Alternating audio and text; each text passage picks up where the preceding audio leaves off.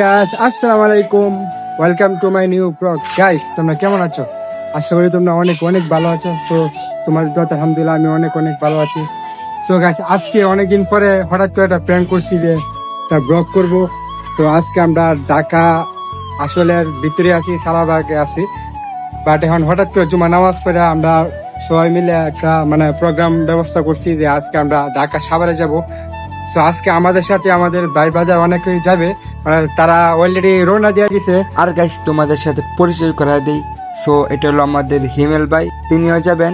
আর সাথে আছে খালেক, কেউ যাবে আমার সাথে। সো ভাই, তোমার অনুভূতিটা কি ভাই? বলার মতো না। আমরা সাভারে যাই নাই, আমরা প্রথমবার আর কি, ফার্স্ট টাইম আমাদের ফার্স্ট টাইমে সাভারে যাইতেছি।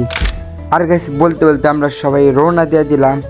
সো এই জায়গাটা ঢাকা শহরের ভিতরে হইলো অনেকটাই গ্রামের মতো। আর আমি যে এখানে থাকি, সত্যি আমার মনে হয় না যে আমি ঢাকা শহরে থাকি। আর গাইস, অনেকটাই আমাদের গ্রামের মতো। তো যেমন রাস্তাঘাট, দোকানপাট সবই আমাদের গ্রামের মতো। গাইস ফাইনালি আমরা আস্তে আস্তে রাস্তার মধ্যে উঠে গেছি। সো গাড়ির মধ্যে এত লোক, আমি ভাবতেছি আমি যাইতে পারবো কিনা। কম হলেও তো 10-15 জন।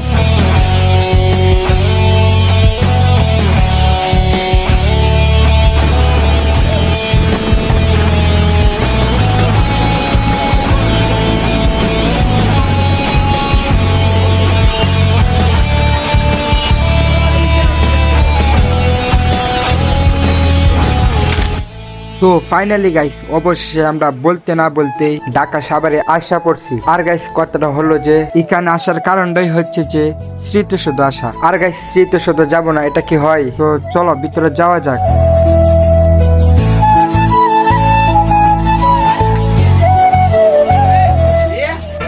গাইস ফাইনালি আমরা অবশ্যই আমরা সাভারে আসা পড়ছি। আর গাইস, আমি বর্তমানে যে স্থানটিতে দাঁড়িয়ে আছি, এটি হচ্ছে বাংলাদেশের জাতীয় স্মৃতিসৌধ। এটি ঢাকা সাভারে নবীনগরে অবস্থিত। এই স্থাপনাটা নির্মাণ করা হয়েছিল বাংলাদেশের মুক্তিযুদ্ধের 1971 সালে যে শহীদরা শহীদ হয়েছিল তাদের স্মৃতিচারণে। এই স্থাপনাটা মোট 84 একক জায়গায় অবস্থিত। এই স্থাপনাটার মধ্যে মোট 7টি স্তম্ভ আছে।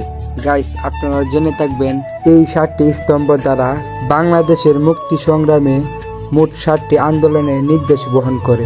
এই স্থাপনাটার সর্বোচ্চ উচ্চতা হচ্ছে 150 ফুট। আর গাইস, এই স্থাপনাটার সর্বপ্রথম নির্মাণ কাজ শুরু হয় 1978 সালের দিকে এবং 1982 সালের দিকে এই স্থাপনাটার সম্পূর্ণ নির্মাণ কাজ শেষ হয়। আর গাইস, এটা সবাই জানেন, এই স্থাপনাটার স্থপতি হচ্ছে সৈয়দ মইনুল ইসলাম। সো গাইস, আমি এখন যেখানে যাব, সো খুবই একটা সুন্দর জায়গা, স্পেশাল জায়গা বলতে পারেন। অনেকেই চিনেন, অনেকেই চিনেন না। বেশিরভাগ 3% 2% মানুষই চিনেন না। সো আপনাদেরকে এখন দেখাবো এই স্পেশাল জায়গাটা।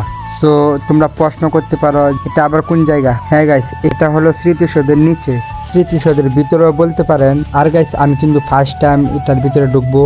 সো তোমরা কি তার আগে গেছো কিনা অবশ্যই কমেন্ট করে জানাবা। সো গাইস, এইভাবেই প্রথমত দেওয়াল দিয়ে স্মৃতিসৌধটা গঠিত। আর গাইস, ভিতরে এখন ঢুকবো। সো চলেন যাওয়া যাক। আর গাইস, উপরটা দেখতে ঠিক এরকম। সো ভিতরে ঢোকার পর গাইস, এত সুন্দর বলার মতো নাই।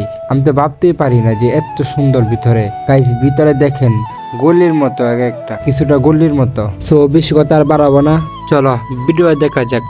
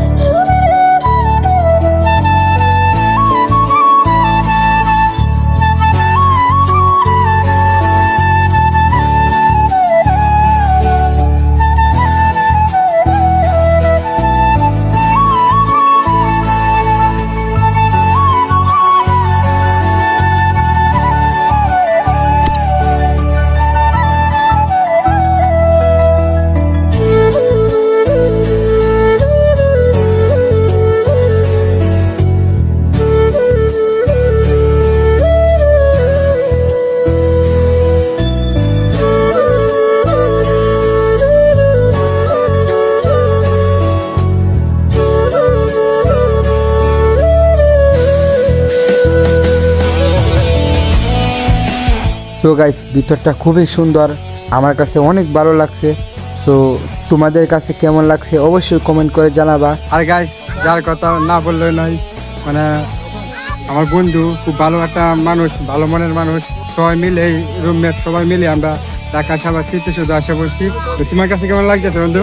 এই তো আলহামদুলিল্লাহ অনেক ভালো লাগতেছে, অনেকদিন পর আসলাম। না, আমার তো এটা ফার্স্ট টাইম। তোমার কি মানে না, আমারও লাইফে ফার্স্ট টাইম। মানে বাট আমরা দুজনে ফার্স্ট টাইম হয়েছে। আর গাইস, এখন মোটামুটি সব জায়গায় ঘোরাফেরা করলাম, স্মৃতিসৌধের ভিতরে গেলাম, বাহিরে ঘুরলাম। সো এখন যাব আমরা স্মৃতিসৌধের পিছনে। এখন স্মৃতিসৌধের পিছনে গিয়ে দেখবো গাইস জায়গাটা কেমন। ফাল দাও, ফাল দাও, ফাল দাও, ফাল দাও, ফাল দাও। সো গাইস, আমরা স্মৃতিসৌধের পিছনে চলে আইছি। সো এখন দেখাবো পিছনের জায়গাটা কেমন। এ মিয়া, তুমি আল্লাহ দাঁড়াইলিছ, এরা তো জোড়া জোড়া পোয়া। ভাই কি কমো দুঃখের কথা, একজন এই পর্যন্ত আইলো না। আইদিন চাকা দিয়ে চলে গেছে নাকি? না, আইসিন বলতে গেলে একজনের লগে 2 দিন কথা কইছি, তারপরে মনে করেন যে কি কমো দুঃখের কথা, 2 দিনের পর বাকি গেছে গা।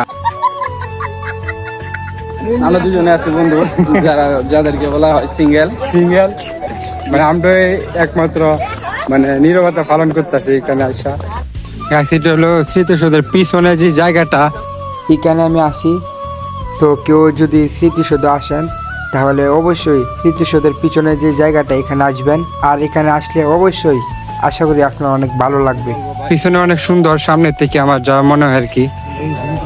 পিছনে হাঁটাটির জায়গা আছে, একদম নীরব। আর এই রাস্তাগুলা দেখেন গাইস, কত সুন্দর, দেখলেই মন ভরে যায়। এখান থেকে মানে আজান পড়ছে, তো এখান থেকে বাইরে পড়তেছি, নামাজ তো অবশ্যই পড়তে হবে। মানে দেখলাম আর কি এখানে আসা পরিস্থিতি কেমন ভাই, পরিস্থিতি কেমন ভাই। আচ্ছা, এখন আমাদের ফ্রেন্ডের কাছে জিজ্ঞাসা করবো যে এখানে আসার অনুভূতিটা কি, বা তাদের কাছে কেমন লাগতেছে, আপনাদের কাছে কেমন লাগতেছে? প্রথম ফার্স্ট টাইম? হ্যাঁ,